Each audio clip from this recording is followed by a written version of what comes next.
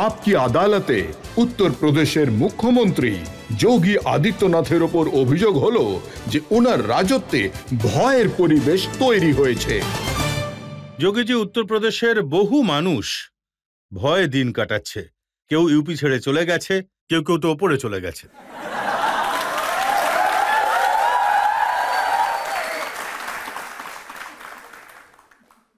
বিনো ভয় হই না প্রীতি।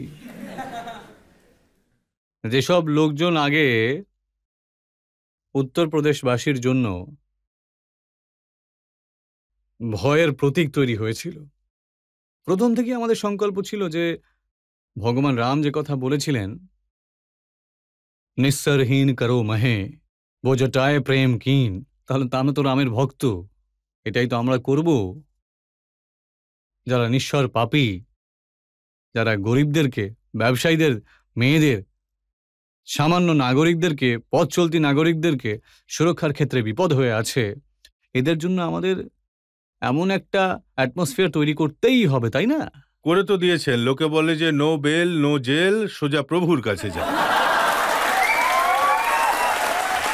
দেখুন, দুটো জিনিসই একসাথে চলা উচিত।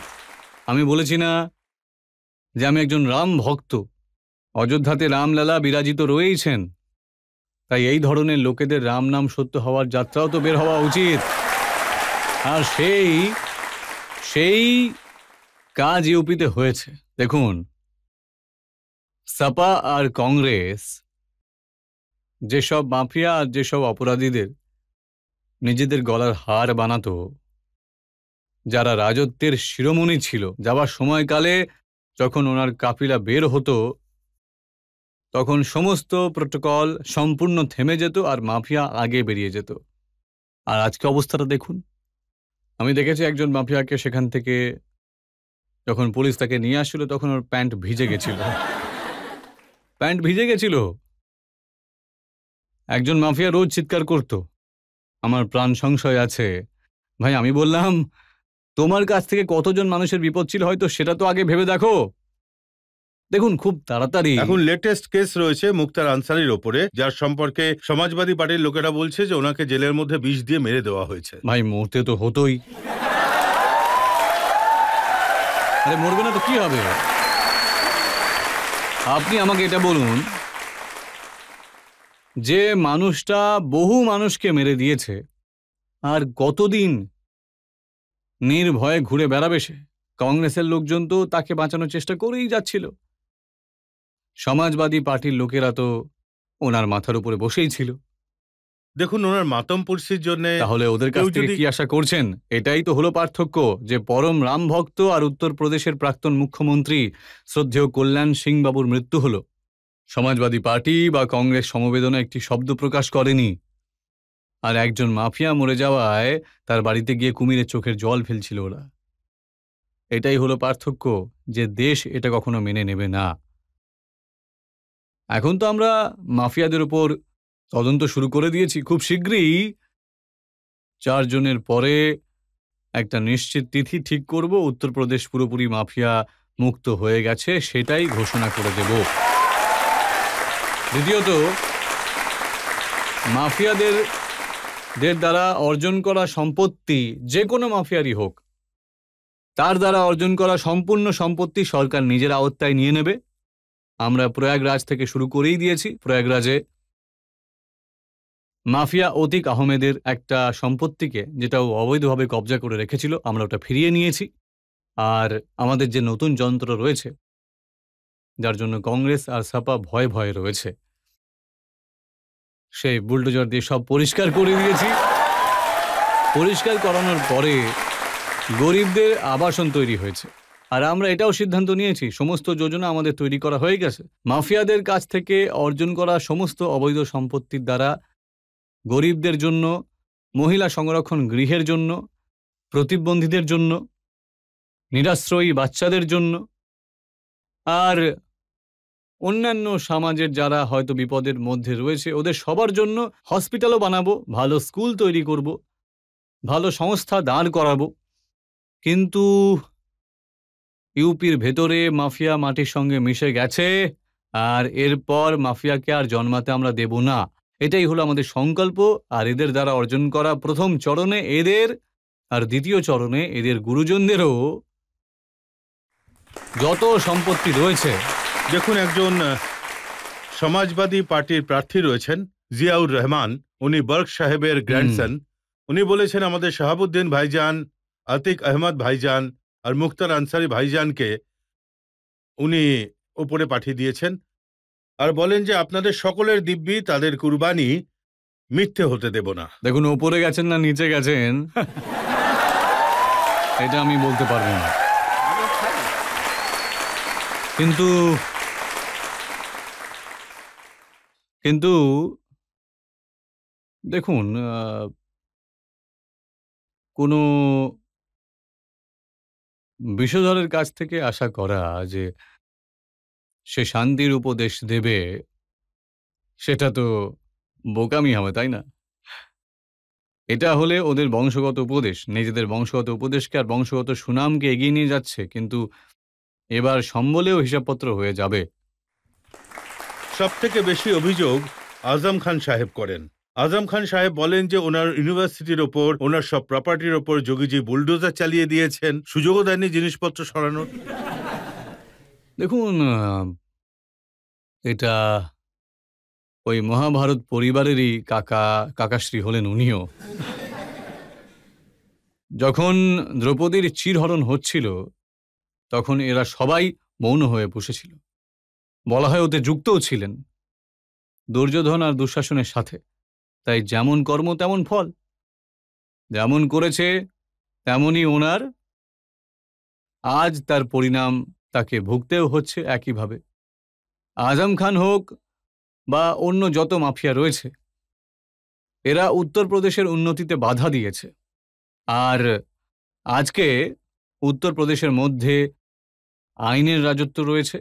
এই আইনের রাজত্বে সাধারণ নাগরিক, তারা যুব সমাজ হোক, মহিলা হোক, কৃষক হোক, ব্যবসায়ী হোক, উদ্যমী হোক, এরা সবাই একটা ভয়মুক্ত পরিবেশ পেয়ে গেছে। একটা ভয়মুক্ত পরিবেশ উত্তরপ্রদেশে নিবেশ করা হয়েছে। উত্তরপ্রদেশের মতো রাজ্যে 40 লক্ষ কোটি নিবেশের প্রস্তাব এসেছে। এখন ইলেকশনের ঠিক আগে প্রধানমন্ত্রী বাবু ফেব্রুয়ারিতে 10.5 লক্ষ কোটি নিবেশের প্রস্তাবকে গ্রাউন্ড ব্রেকিং করিয়ে দিয়েছেন, তাই না? শিলান্যাস করেছেন। 10.5 লক্ষ কোটি নিবেশের প্রস্তাব ইউপির কাছে একটা কল্পনা ছিল, আজ সেটা সত্যি হতে চলেছে। 10.5 লক্ষ কোটির মানে হলো 35 লক্ষ যুব সমাজের সরাসরি চাকরি আজ ইউপিতে হচ্ছে। কারণ হলো আইন ব্যবস্থা ভালো, একটা নিবেশের পরিবেশ তৈরি হয়েছে। কেন্দ্রে আর রাজ্যে একই বিচারধারার একরকম পার্টি সরকারও রয়েছে। আর বিকাশ এবং গরিব কল্যাণ হলো এদের সংকল্প। দেশের প্রতি এদের সবার দায়বদ্ধতা আছে, এই জন্যই এসব কাজ হতে পেরেছে। কিন্তু আজ আপনার যে বুলডোজার রয়েছে তার আওয়াজ তো আমি দেখেছি যে কলকাতা পর্যন্ত শোনা গেছে। ওখানে হাইকোর্টের জাজ কলকাতার মেয়রকে বলেছেন যে তোমার দ্বারা না হলে যোগীজির কাছ থেকে কিছুদিনের জন্য বুলডোজার ধার নিয়ে নাও। দেখুন, উত্তরপ্রদেশের এই যে বুলডোজারটা আছে, সেটা তো অন্যায় করে না। উত্তরপ্রদেশের নতুন ইনফ্রাস্ট্রাকচারের প্রতীক এটা। আর এই যে নতুন ইনফ্রাস্ট্রাকচার রয়েছে আমাদের, এক্সপ্রেসওয়ের, নতুন এয়ারপোর্টের, নতুন হাইওয়ের, ইন্টারস্টেট কানেক্টিভিটির, এই যে নতুন ইনফ্রাস্ট্রাকচার রয়েছে, এর পথে যদি কেউ বাধা দেয় তাহলে সে বুলডোজার দ্বারা ধ্বংস তো হবেই। এইসব মাফিয়া এবং এদের দ্বারা যারাই বাধা দেওয়ার চেষ্টা করেছে, সেই সব বাধাকে খুবই শীঘ্রই সরিয়ে দেওয়া হয়। আর সরানোর পর তো এদের কষ্টও একটু হয়, আর ওদের মালিকদের ওদের থেকেও বেশি কষ্ট হয়। উত্তরপ্রদেশের কিছু উকিলদেরও একটা কষ্ট রয়েছে। উকিলরা বলছে যে এখানে ল অ্যান্ড অর্ডার ভালো হয়ে গেছে, মাফিয়া নির্মূল হয়ে গেছে, সেই কারণে ওনাদের কাছে কেসগুলো আসা বন্ধ হয়ে গেছে। তাই ওনারা বলছেন যে সবে আমি একটা ভিডিও দেখেছি, সেখানে ওরা বলছে যোগীজি একটু ক্রাইম টাইম তো হতে দিন, যাতে আমাদের কাছে একটু পয়সা করি আসে। দেখুন, অধিবক্তা হলো সমাজ এবং দেশের নেতৃত্ববর্গ। আর ওনাদের কাছ থেকে কাজের জন্য অনেক সময় আছে। ওকালতির সাথে সাথে এখন তো ওনাদের কাছে ওরা যদি কাজ করে, যে পেন্ডেন্সি আছে আদালতের, বিচারকদের, এটাকে যদি এগিয়ে নিয়ে যায় তাহলে 10 বছরের জন্য কাজ চলবে। 10 বছর পর ততদিন এত সমাজসেবামূলক কাজ করুক যে পলিটিক্সেও সেই রীতি ফিরে আসুক, যেমন দেশের স্বাধীনতা চলাকালীন দেশের অধিবক্তারা লিড নিয়েছিল। আর আমার মনে হয় যে সেই সামর্থ্যটা আমাদের অধিবক্তা সম্প্রদায়ের কাছে রয়েছে, আর ওরা করতে পারবে। ব্রেকের আগে আরো একটা প্রশ্ন নিয়ে নি। হ্যাঁ বলুন। হ্যাঁ, আগেকার উত্তরপ্রদেশে বা যোগীজির উত্তরপ্রদেশে কি পার্থক্য আছে? আগে মানুষ, মাফিয়ারা স্বাচ্ছন্দ্যে ঘুরে বেড়াতো, মেয়েরা এবং ব্যবসায়ীরা দুজনেই অসুরক্ষিত ছিল, যুব সমাজ পালিয়ে বেড়াতো, কৃষকরা আত্মহত্যা করত, গরিবরা না খেয়ে মরত, গরিবরা অসুস্থতায় সর্বস্ব হারিয়ে হয় দমবন্ধ হয়ে মারা যেত, না হলে আবার আত্মহত্যা করার জন্য বাধ্যও হতো। আজ এটা হলো নতুন ভারতের নতুন উত্তরপ্রদেশ। নতুন উত্তরপ্রদেশের মেয়েদের আর ব্যবসায়ীদের সুরক্ষার চিন্তা করতে হয় না।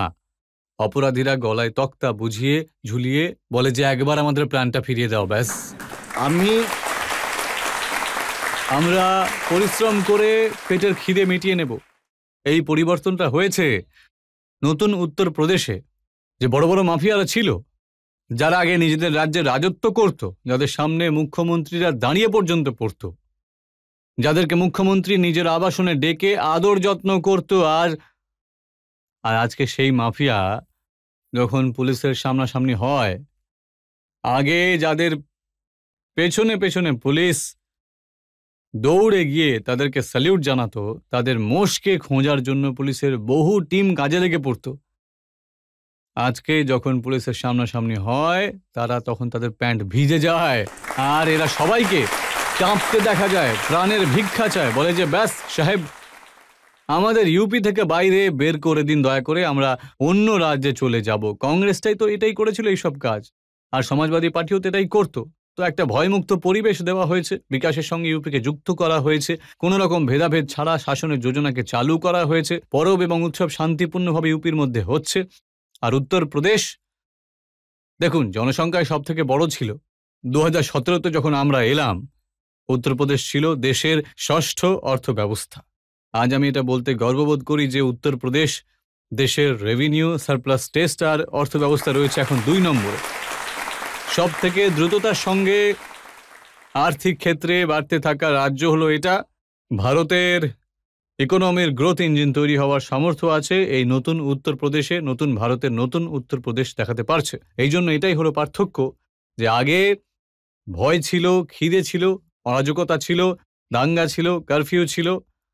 আজ ভয়মুক্ত পরিবেশ রয়েছে, বিকাশ রয়েছে, প্রত্যেকের মুখে হাসি নিয়ে আসার একটা অসাধারণ প্রয়াস এটা।